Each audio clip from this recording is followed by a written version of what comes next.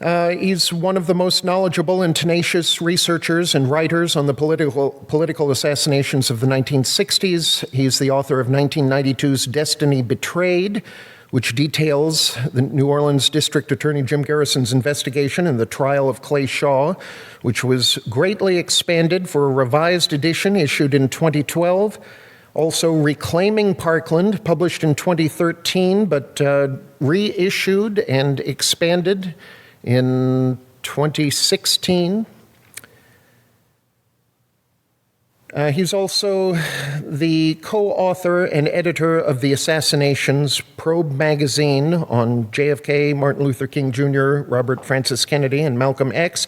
He co-edited the acclaimed Probe magazine from 1993 till 2000, and was a guest commentator on the anniversary issue of the film JFK, re-released by Warner Brothers in 2013. His website, kennedysandking.com, is one of the best and most reliable online resources for students and scholars of American political assassinations of the 60s. Please welcome Jim DiEugenio. Okay. First of all, I'd like to thank Lee for doing this. These things are never easy to put together, all right? And I'd like to be also gracious about sharing the program with two great guys like Bill Davey and John Newman, who I've both known for about 25 years, and I've worked with them for quite about that long time also. And their books, in my opinion, would rank in any top 15 listing of the best of the JFK library. Considering there's 1,000 books in that library, that's saying something. I want to introduce what I'm going to talk about tonight by stating that my last book, Reclaiming Parkland, largely dealt with the state of the evidence as it was in 2013 in the JFK case. What we call it in the trade is something called a micro-study. As one reviewer said, it was really a kind of updating of Sylvia Maher's classic book, Accessories After the Fact, which I thought was a very kind compliment indeed.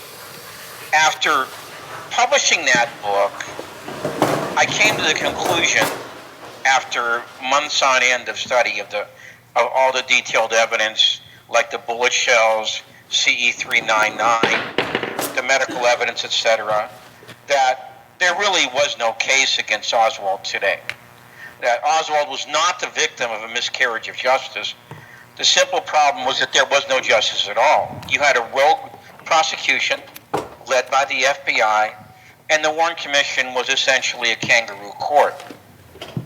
But once that evidence presented was minutely examined, the case against Oswald simply did not exist. They were allowed to get away with this because, of course, Oswald had no legal defense, and there were no legal restrictions to protect his rights, all right? Now, and in fact, after going through all this, I have no problem today saying that to say Oswald was guilty is the legal and moral equivalent of being a Holocaust denier. So after I disposed of that, I began to concentrate more on, why was Kennedy assassinated? And I began to look more and more at Kennedy's foreign policy.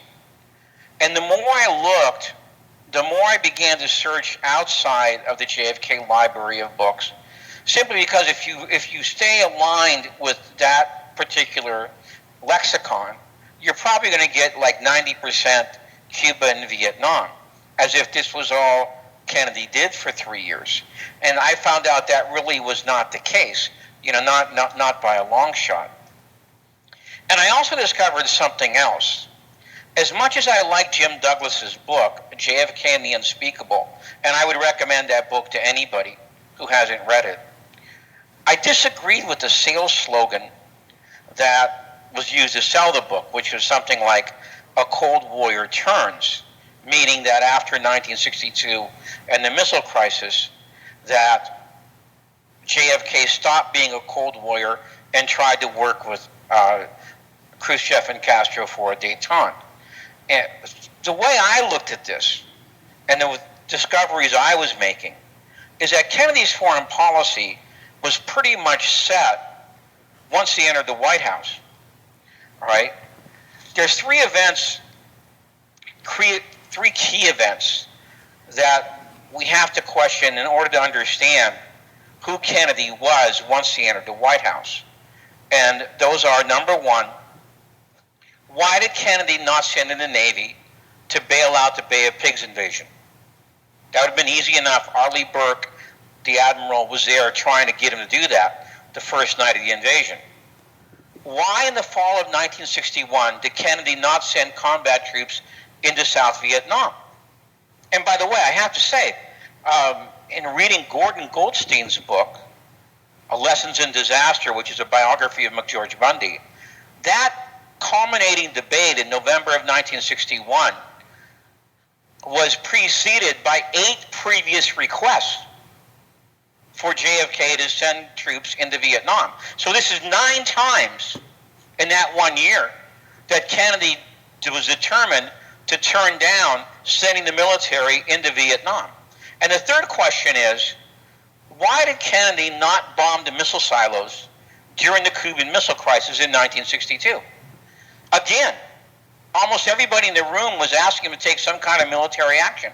And by the end of the 13 days, even McNamara, who had proposed the blockade in the first place, was leaning in that direction. But Kennedy didn't do it. You know, he stuck with his back channel between RFK, and the Russian ambassador in Washington. All right? So my question is, why did those, all these books mention it, but nobody tries to explain why he did those things. And if Kennedy was really a Cold Warrior, he would have done all 3 of those things, or at least 2 out of the 3. For instance, we know that LBJ wanted to send troops into Vietnam in 1961. And in fact, we have him on tape in 1964 telling McNamara how frustrated he was watching McNamara and Kennedy arrange his withdrawal plan. We know that Nixon would have sent in the Navy at the Bay of Pigs because that's what he told Kennedy to do. When Kennedy called him, either the second or third night of the crisis, he asked him, what should I do? And Nixon said, declare it beachhead and send in the Navy. But he didn't do that. All right? He was willing to accept defeat in April of 1961 at the Bay of Pigs, and he was willing to withdraw, leading to an inevitable defeat in Vietnam. So the question is why? All right? And so I began to study this phenomenon, and I began to consult books outside the Kennedy assassination lexicon. And I discovered that the key to understanding this is a guy who was in no book up until Jim Douglas's book. His name's not mentioned anywhere that I could find. And his name is a guy named Edmund Gullion. Gullion worked in the State Department when Kennedy was a congressman, and that's when they first met. Kennedy needed some advice on a speech, so he went over to the State Department, and Gullion gave him a consultation. In 1951, Gullion, because he spoke fluent French, had been transferred to South Vietnam. In that same year, Kennedy was preparing to run against Henry Cabot Lodge for the senatorial seat from his home state of Massachusetts. So he flies into Saigon because he wants to become more well-versed in foreign policy, which is a lot of what senators spend a lot of their time on. And he decides to ditch the French emissaries that had been sent to meet him at the airport. And he starts knocking on doors of people who have good reputations in the media, and there were a couple back then, and in the State Department, all right? And one of the guys he meets with is Edmund Gullion. So they have dinner on a rooftop restaurant in Saigon, and Kennedy asks him, flat out, we're allied with the French in this thing. We're actually bankrolling this effort. Are the French going to win?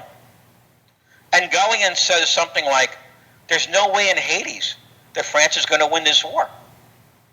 And Kennedy, of course, asks him, well, how come? And he goes, it's rather simple.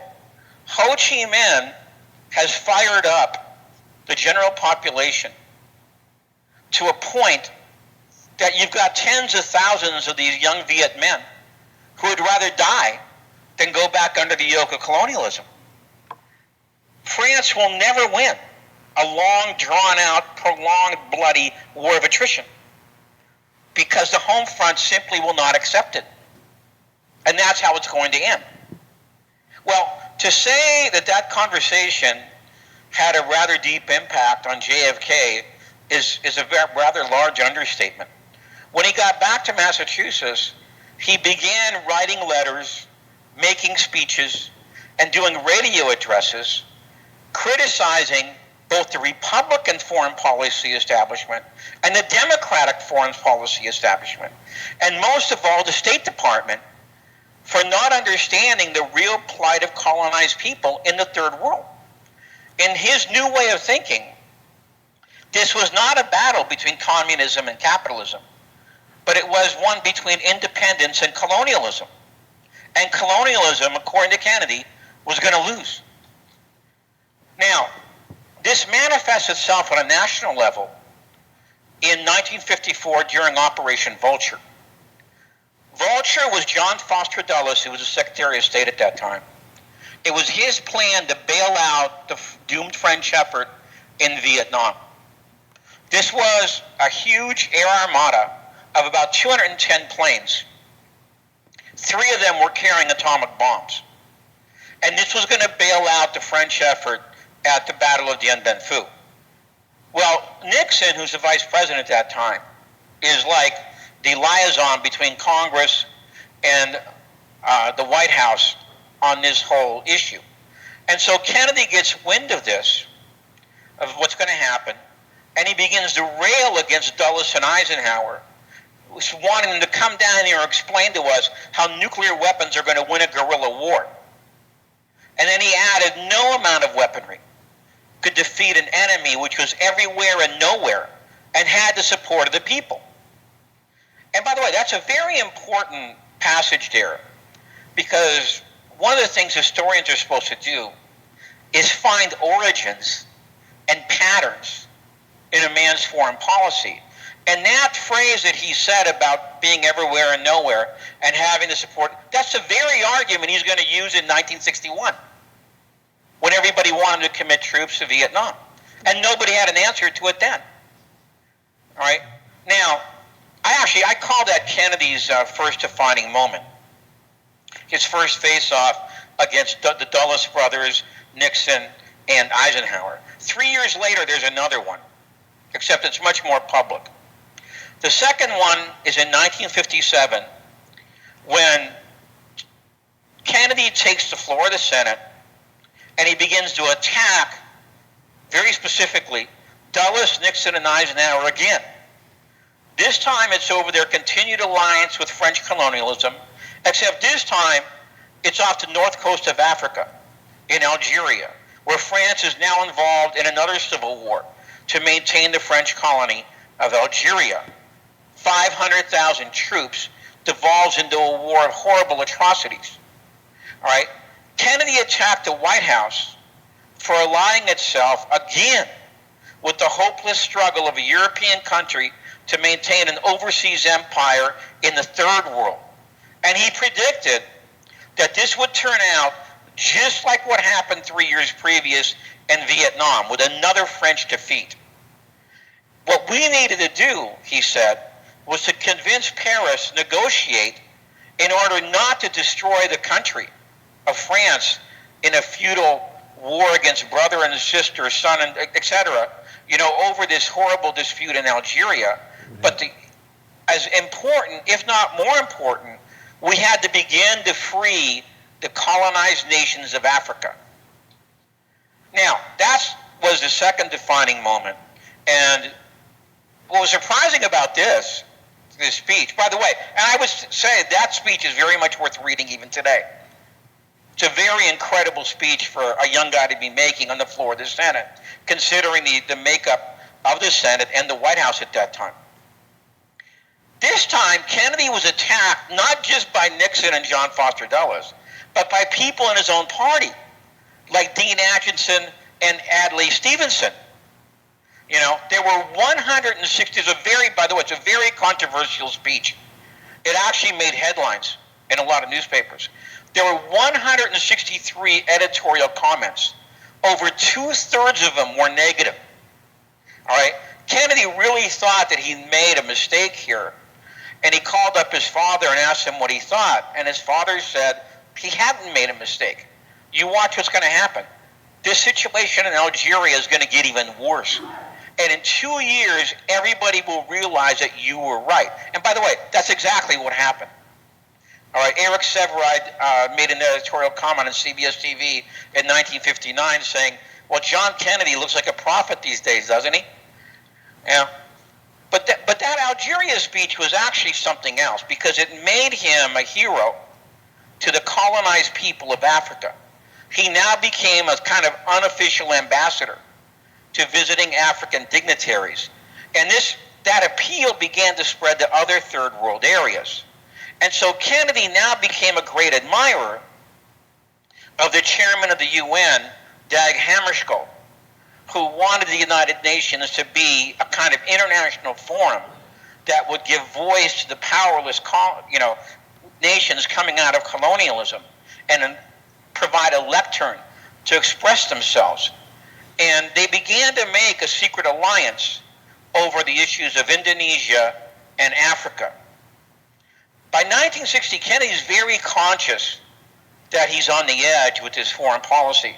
So on the eve of the 1960 convention, he told one of his advisors, Horace Wolford, we have to win this thing. Because if Johnson wins or Symington wins, it's just going to be more John Foster Dulles all over again. And by the way, I have to say that with what LBJ did once Kennedy took over from 64 to 68, I think Kennedy was absolutely right about that. Once Kennedy's in office, he immediately begins to alter the Dulles brothers' policies. For example, in the Congo, where he supported Hammarskjöld's policy to stop the country from being partitioned or recolonized by Belgium. And he again began to work with Hammarskjöld, reversing American policy in Indonesia. The Dulles brothers had tried to overthrow Sukarno in 1958 and 1959, the nationalist leader of Indonesia. And Kennedy decided that was going to be reversed, and he was going to support Sukarno, both politically and economically. Now, what's really remarkable about just those two instances, those alterations of the Dulles brothers' foreign policy, is this: that Kennedy continued those two policies after Hammarskjöld was murdered in the fall of 1961. And by the way, I have no problem using the word murdered, because all you have to do is read Susan Williams' book, Who Killed Dag Hammarskjöld, and you'll see that was not an accident. That airplane crash was not an accident. All right. In other words, with Hammarskjöld dead, Kennedy was carrying this burden by himself.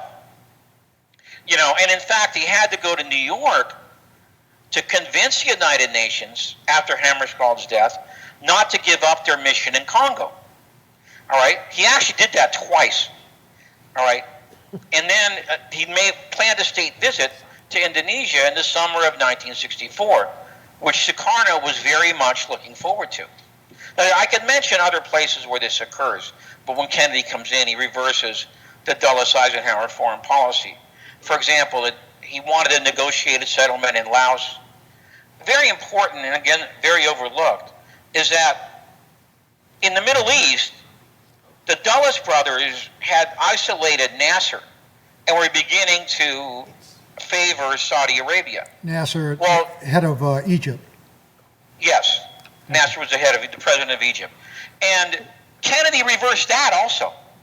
He began to favor Nasser and isolating Saudi Arabia. Now, the reason he did that is because he thought, because Nasser was a socialist and a secularist, that he could begin to mold the foreign policy in the Middle East away from the fundamentalism and the monarchy of places like Saudi Arabia and Iran. And by the way, I have to say, he even mentioned that issue in 1957, because there was a big Muslim population in Algeria.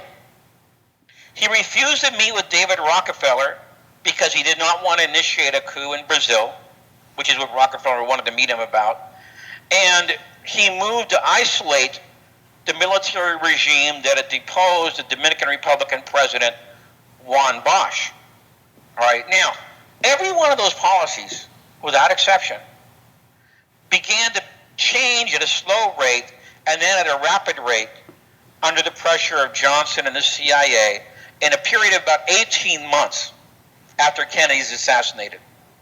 In each case, the end result was a calamity for the people living in those areas. A very good example being the CIA-sponsored coup in Indonesia that took place in 1965 and which killed well over 500,000 citizens and led to the looting of the nation by Suharto and his corporate cronies. See, what Kennedy wanted to do, of course, there, and he was actually arranging deals for Sukarno, was to nationalize the industries on a very good split, the majority of the profits going to Indonesia, all right? And Sukarno was going to use that to start doing things like building hospitals and infrastructure and schools, etc.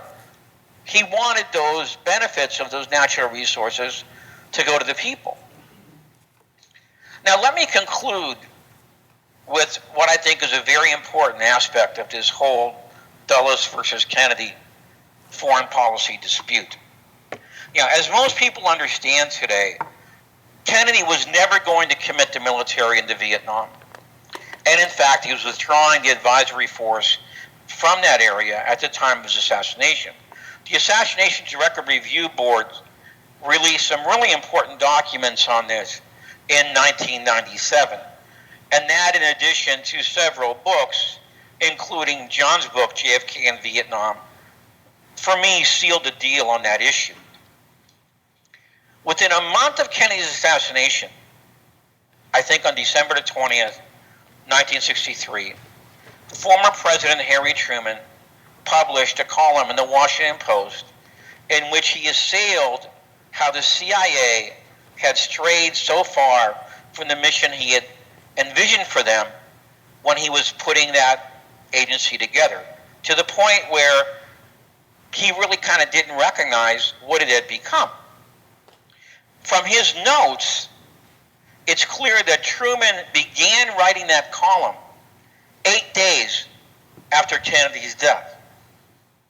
In the spring of 1964, while he was sitting on the Warren Commission, Allen Dulles visited Truman at his home in Missouri. This was not a social visit. He was there for one reason. He wanted Truman to retract the column. That attempt by Dulles failed. Truman never did retract what he wrote. And in fact, about a year later in Look magazine, he repeated those same thoughts. But a very curious exchange occurred as Dulles was leaving. As he got to the door to join his waiting escorts, he turned to Truman and said words to the effect, "You know, Kennedy denied those stories about how the CIA was clashing with him in Vietnam," which is a really startling thing to say, because Dulles' visit was supposed to be about Truman's article. And Truman never mentioned Kennedy or Vietnam in the article. All right? Further, the two newspaper pieces that Dulles is referring to are very likely one by Arthur Kroc and Richard Starnes, published in October of 1963. They both discussed the CIA's growing influence over foreign policy, and they both conclude that if there was ever an overthrow of the U.S. government, unlike 7 Days in May, the novel that had been made into a film at that time, it would be sponsored by the agency and not the Pentagon. Again, Truman never went that far in his article. This whole angle, was imputed to him and initiated by Allen Dulles.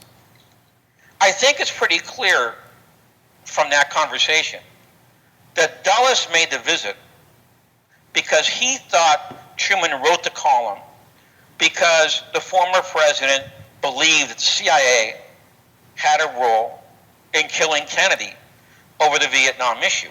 What makes this even more remarkable are these two things. Number one, at that time, in the spring of 1964, nobody had connected those dots. That is, the CIA, Kennedy, Vietnam, and Kennedy's assassination.